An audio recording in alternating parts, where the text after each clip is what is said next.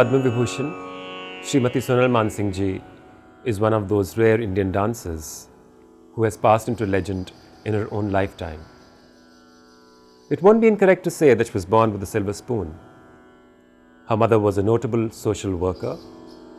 Her grandfather, amongst the first 5 Indians to be a governor.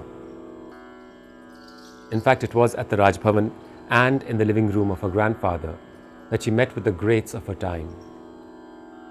She heard Bade Ghulam Ali Khan, M.S. Subhalakshmi, met with Rukmini Devi, Bismillah Khan, Sardar Patel, musicians, dancers, thinkers, philosophers, social workers. It was in this very inspiring and very enriched atmosphere of idealism that she grew up. And it was then that she began to dream to become her own person.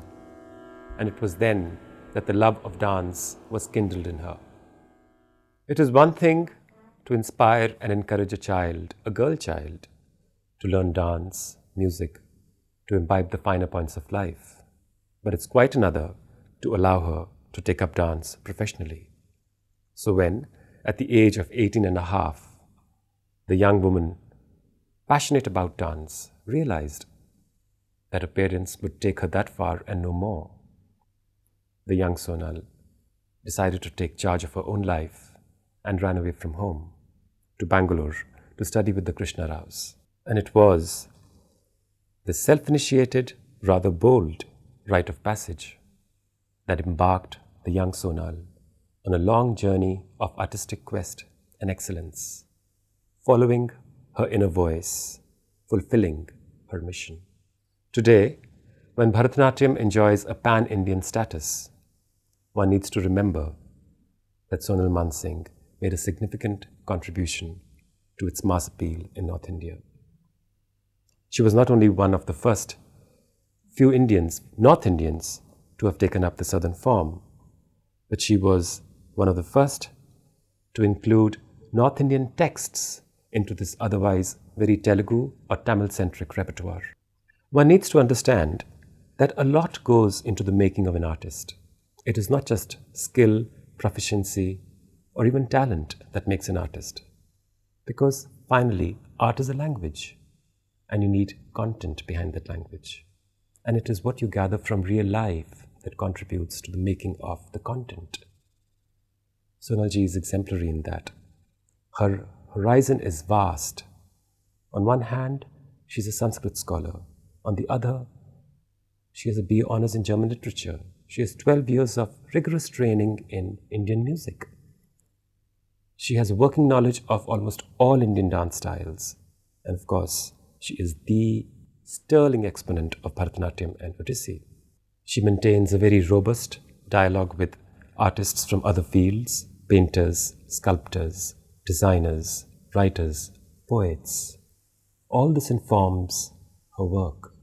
But more than that, more than anything else in fact, she's an observer. She sees. She's in touch with reality. And that, what she sees, the pulse of what she feels, is rendered through her work. She says, she speaks, she dances what she sees.